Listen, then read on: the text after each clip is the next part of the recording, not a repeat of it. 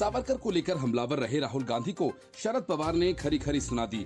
उन्होंने न सिर्फ सावरकर बल्कि अडानी के मुद्दे पर जेपीसी की मांग पर अड़ी कांग्रेस और विपक्ष को भी अपने निशाने पर लिया।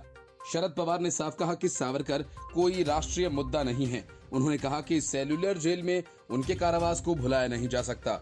उद्धव ठाकरे के बाद अब शरद पवार का ये बयान कांग्रेस के लिए मुश्किलें बढ़ा सकता है।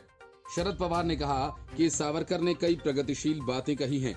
जैसा कि मैंने पहले भी कहा था, हमें सावरकर का प्रगतिशील पक्ष देखना चाहिए। आज वो यहाँ नहीं है, इसलिए जो यहाँ नहीं है उनके बारे में किसी विषय पर चर्चा करने की जरूरत नहीं है। सावरकर कोई राष्ट्रीय मुद्दा नहीं। पवार ने आगे कहा, इसके अलावा ब्रिटिश राज की ओर से राष्ट्र के लिए उनके बलिदान और अंडमान निकोबार द्वीप समूह में सेल्यूलर जेल में उनके कारावास को भुलाया नहीं जा सकता।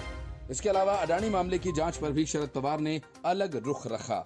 उन्होंने सुप्रीम कोर्ट की कमेटी को जेपीसी जांच की तुलना में अधिक प्रभावी बताया, जबकि कांग्रेस मामले की जांच के लिए जेपीसी की ही मांग पर अड़ी हुई है। पवार ने अपने स्टैंड को सही ठहराते हुए कहा, ये एक सामान्य ज्ञान है। जेपीसी में बीजेपी के अधिक सदस्य होंगे क्योंकि संसद में बीजेपी को भारी बहुमत है। इसलिए प्रभाव के संदर्भ में जेपीसी सर्वोच्च न्यायालय की ओर से नियुक्त समिति के खिलाफ संतुलित पैनल नहीं होगा जिसमें स्वतंत्र विशेषज्ञ हैं। लंदन में राहुल गांधी की स्पीच पर भी शरद पवार ने अपनी राय रखी। उन्होंने कहा कि मुझे नहीं लगता ये मुद्दा इतना महत्वपूर्ण है, क्योंकि ऐसा नहीं है कि आज आलोचना की जा रही है। अतीत में भी नेताओं ने सरकार की आलोचना की है, लेकिन अब ऐसे मुद्दों को बार बार उठाया जा रहा है। अगर देश में किसी मुद्दे पर लोगों को समस्या है और कोई उनकी बात करता है तो उन मुद्दों पर ध्यान दिया जाना चाहिए। Report, news of India. Patiala jail से सजा काटकर रिहा हुए नवजोत सिद्धू काफी जल्दी में दिखे और इसी वजह से बीमार पत्नी की खैरियत पूछने से पहले वे अपने सियासी पत्ते चलने लगे। केंद्र सरकार पर राहुल गांधी की तर्ज पर हमला किया, भगवत मान को रडार पर लिया, सिद्धू मूसेवाला की बातें की और लेकिन अमृतपाल की चर्चा से बच निकले और सबके बाद प्रदेश कांग्रेस को भी इशारे इशारे में समझा दिया।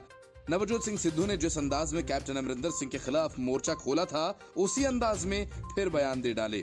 कैप्टन के जमाने में उन्होंने कहा, मेरा एक ही कैप्टन है और वो है राहुल गांधी। उसी तरह से सिद्धू ने एक बार फिर कहा कि राहुल गांधी और प्रियंका गांधी ही हमारे नेता हैं, उन्हीं के लिए लड़ना है, वगैरह वगैरह। तैयारी पहले से थी, इसलिए नवजोत सिंह सिद्धू की अगवानी करने के लिए वही नेता गए थे जिन्हें पंजाब कांग्रेस प्रधान अमरिंदर सिंह राजा वडिंग ने दरकिनार किया हुआ है। उन्होंने सिद्धू के साथ कंधे से कंधा मिला लिया। खासकर पीसीसी के 3 पूर्व प्रधान सिद्धू के गले लग गए। समीकरण ऐसे बनते जा रहे हैं कि निश्चित तौर पर आने वाले दिनों में कांग्रेस में गुटबंदी के तेज होने की प्रबल संभावनाएं बन गई हैं। ये किसी से छिपा नहीं है।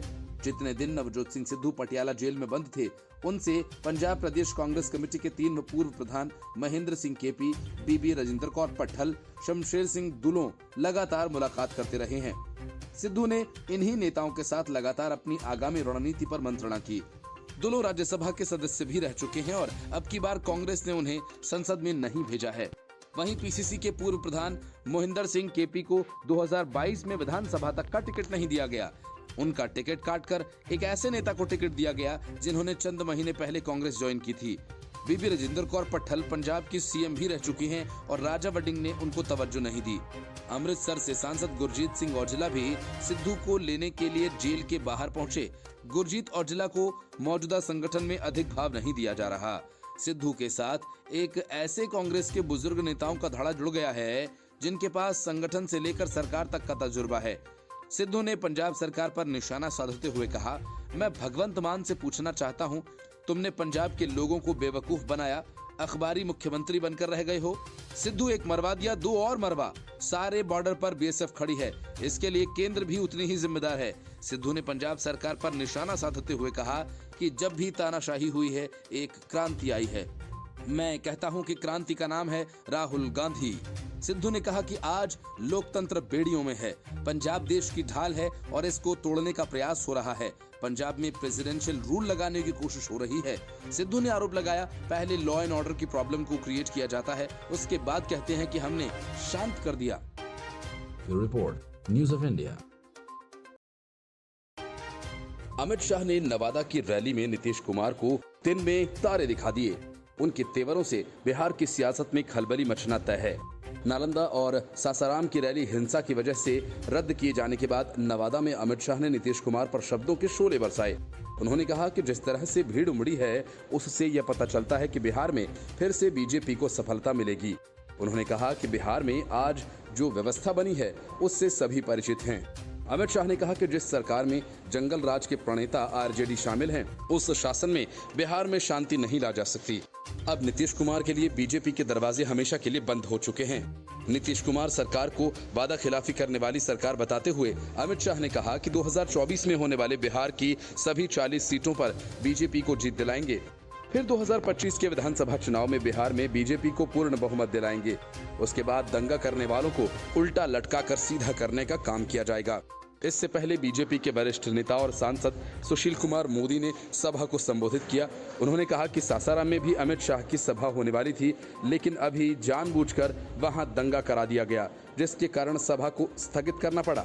उन्होंने कहा कि बिहार शरीफ के रास्ते से होकर वे नालंदा पहुंचे, वहां कर्फ्यू जैसी स्थिति है। केंद्रीय गृह मंत्री अमित शाह बिहार को लेकर काफी सक्रिय हैं। पिछले 6 महीने में वे 5वीं बार बिहार के दौरे पर हैं। केंद्रीय गृह मंत्री अमित शाह का सशस्त्र सीमा बल के पटना फ्रंटियर का प्रस्तावित दौरा रद्द कर दिया गया। बताया गया कि जिस समारोह में अमित शाह एसएसबी के 9 प्रतिष्ठानों को जनता को समर्पित करने और पटना फ्रंटियर के नए भवन के लिए भूमि पूजन करने वाले थे, उसे अपरिहार्य कारणों से रद्द कर दिया गया है। Bureau report, news of India. Arvind Kejriwal को सीधी चुनौती देने के ठीक अगले ही दिन असम के सीएम हिमंत बिस्वा शर्मा को एसजेएफ की धमकी मिल गई। वजह असम की जेल में खालिस्तानी अमृतपाल के कुछ साथियों को रखे जाने की वजह है, और ये बात गुरपतवंत सिंह पन्नू को पसंद नहीं आई। नाराज खालिस्तान समर्थकों ने अब असम के मुख्यमंत्री हिमंत बिस्वा शर्मा को धमकी दी है। सीएम शर्मा के लिए गुरपतवंत सिंह पन्नू की तरफ से धमकी भरा संदेश भेजा गया। गुरपतवंत सिंह पन्नू के संगठन सिख फॉर जस्टिस यानी एसजेएफ के लोगों ने उन्हें खालिस्तान और अमृतपाल वाले मामले से दूर रहने की चेतावनी दी है। धमकी में यह भी कहा गया कि खालिस्तान समर्थकों की लड़ाई भारत सरकार और प्रधानमंत्री मोदी से है, इसलिए असम के सीएम को इस मामले में न पकड़कर हिंसा का शिकार होने से बचें। हिमंत बिस्वा शर्मा को धमकी देने के लिए असम के करीब 12 पत्रकारों को फोन किया गया है। फोन करने वाले शख्स ने खुद को एसजेएफ का सदस्य बताते हुए ये संदेश उन्हें गुरपतवंत सिंह पन्नू की तरफ से दिया जा रहा है। धमकी में कहा गया कि असम में कैद खालिस्तान समर्थकों को प्रताड़ित किया गया। सीएम शर्मा इस बात को ध्यान से सुने। खालिस्तान समर्थक सिखों की लड़ाई भारतीय शासन और मोदी से है। ऐसा न हो कि शर्मा इस हिंसा का शिकार हो जाएं। अलगाववादियों ने यह भी कहा कि अगर असम सरकार पंजाब से असम ले जाए गए अमृतपाल के समर्थकों को प्रताड़ित करने का सोच रही है तो इसकी जवाबदेही हिमंत बिस्वा शर्मा की ही होगी। उनका संगठन जनमत संग्रह के जरिए पंजाब को अलग करने की कोशिश कर रहा है। खालिस्तान की मांग को लेकर कई सारे संगठन बने हैं। इन्हीं में से एक सिख फॉर जस्टिस है। इस संगठन की शुरुआत 2007 में अमेरिका से हुई। इसका सारा कामकाज गुरपतवंत सिंह पन्नू ही देखता है और इस संगठन का मकसद पंजाब को देश से अलग कर खालिस्तान बनाने का है। खालिस्तान यानी खालसाओं की भूमि। ऐसे आरोप लगते रहे हैं कि इस संगठन को पाकिस्तान की खुफिया एजेंसी ISI से फंडिंग होती है। साबरमती जेल में आजीवन कारावास की सजा काट रहे अतीक अहमद के बुरे दिन आ गए हैं। अतीक को कोई दूसरा काम तो आता नहीं, इसलिए उसे अकुशल कैदी की श्रेणी में डाला गया है। करोड़ों में खेलने वाला, अरबों की काली दौलत इकट्ठा करने वाला अतीक जेल में भैंस चराएगा, उसके दाना पानी का इंतजाम करेगा, झाड़ू लगाएगा। इसके बदले उसे हर दिन 25 रुपए दिए जाएंगे। मुर्ग मुसल्लम उड़ाने वाले अतीक को दाल, रोटी और चावल फ्री मिलेगा। अतीक का बिल्ला भी तय कर दिया गया है। खाने के तौर पर माफिया को जेल का ही भोजन दिया जा रहा है। सजा पाने के बाद माफिया की बैरक को भी बदल दिया गया है। अतीक अहमद का बिल्ला नंबर 17,052 तय किया गया। खाने में उसे रोटी, दाल और चावल दिया जा रहा है। दिहाड़ी पाने के लिए जेल में अतीक अहमद का खाता भी खोल दिया गया है। भैंस धोने के अलावा अतीक को खेती और बढ़ई का काम भी करना होगा। कैदी के तौर पर अतीक को 2 जोड़ी कपड़े मिले हैं। इन कपड़ों में सफेद कुर्ता, पायजामा, गमछा और टोपी शामिल है। अतीक अहमद की बैरक को बदलकर अब उसे सजा याफ्ता कैदियों की बैरक में शिफ्ट कर दिया गया। अतीक को खाना भी लाइन में खड़े होकर ही लेना होगा। काम के घंटों के लिए अतीक की उम्र को ध्यान में रखा जाएगा। फिलहाल अतीक को नॉन ट्रेंड कारीगर के तौर पर रखा गया है। कुशल कारीगर बन जाने के बाद अतीक की दिहाड़ी 40 रुपए प्रतिदिन होगी। अतीक अहमद को जेल में खाने के तौर पर सादा भोजन मिलेगा। यहाँ उसे दाल, चावल और रोटी मिलेगी। साबरमती जेल में अतीक को मैनुअल की भी लिस्ट सौंप दी गई है। अब अतीक को पक्का कैदी माना जाएगा। उमेश पाल अपहरण मामले में प्रयागराज के कोर्ट ने अतीक अहमद को उम्र कैद की सजा सुनाई है। आजीवन कारावास की ये सजा बामशक्कत है। एक रिपोर्ट के मुताबिक अतीक अहमद और अन्य दोषी अपनी सजा को हाई कोर्ट में चैलेंज दे सकते हैं। इस बाबत अगले हफ्ते याचिका दाखिल की जा सकती है। याचिका दाखिल करने के लिए कुछ नामी वकीलों की भी तलाश की जा रही है। सजा पाए अन्य 2 लोगों में शौकत हनीफ और दिनेश पासी शामिल हैं।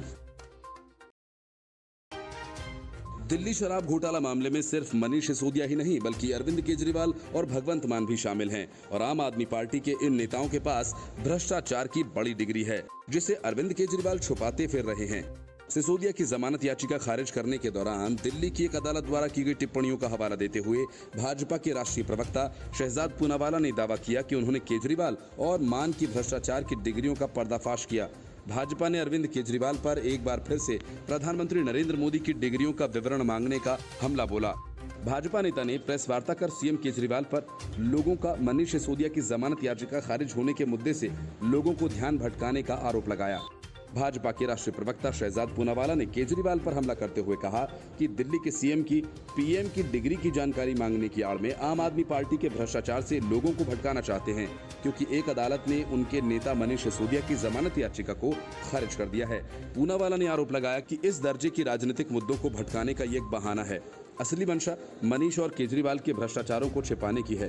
उन्होंने कहा कि दिल्ली की अदालत ने दिल्ली आबकारी नीति मामले में नंबर 1 आरोपी सिसोदिया की जमानत याचिका को खारिज कर दिया।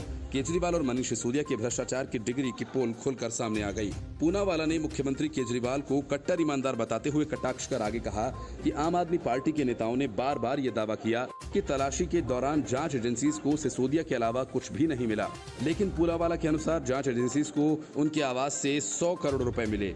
आम आदमी पार्टी के शीर्ष नेताओं पर भाजपा की डिग्री कटाक्ष ऐसे वक्त में आया जब केजरीवाल प्रधानमंत्री नरेंद्र मोदी पर उनकी शैक्षणिक योग्यता को लेकर जोरदार हमलावर हैं। अदालत की टिप्पणियों का हवाला देकर पूनावाला ने कहा कि ये साबित हो गया कि रिश्वत दी गई थी। उन्होंने दावा किया कि अदालत ने जो कहा कि वह उनकी टिप्पणियां नहीं बल्कि ये निष्कर्ष हैं। सिसोदिया संदिग्ध घोटाले के सूत्रधार हैं। पूनावाला ने अदालत के आदेश को पढ़ा जिसमें केंद्रीय अन्वेषण एजेंसी के दावे भी शामिल हैं। उन्होंने दावा किया कि इससे साफ होता है कि विवादित शराब नीति की योजना केजरीवाल के स्तर पर बनाई गई थी। इस नीति को अब रद्द कर दिया गया है। उन्होंने मान पर निशाना साधते हुए कहा कि पंजाब के आबकारी विभाग का इस्तेमाल शराब के एक थोक कारोबारी को अपना लाइसेंस छोड़ने के लिए मजबूर करने के लिए किया गया क्योंकि उनके पंजाब में भी हित थे। भाजपा प्रवक्ता ने आरोप लगाया ये घोटाला सिर्फ सिसोदिया के दरवाजे पर नहीं रुका है बल्कि इसमें केजरीवाल और मान तक शामिल हैं। इसने केजरीवाल और मान के भ्रष्टाचार की डिग्रियों का पर्दाफाश कर दिया। अदालत के 3 निष्कर्ष हैं। प्रथम दृष्टया सिसोदिया द्वारा 100 करोड़ की रिश्वत ली गई है।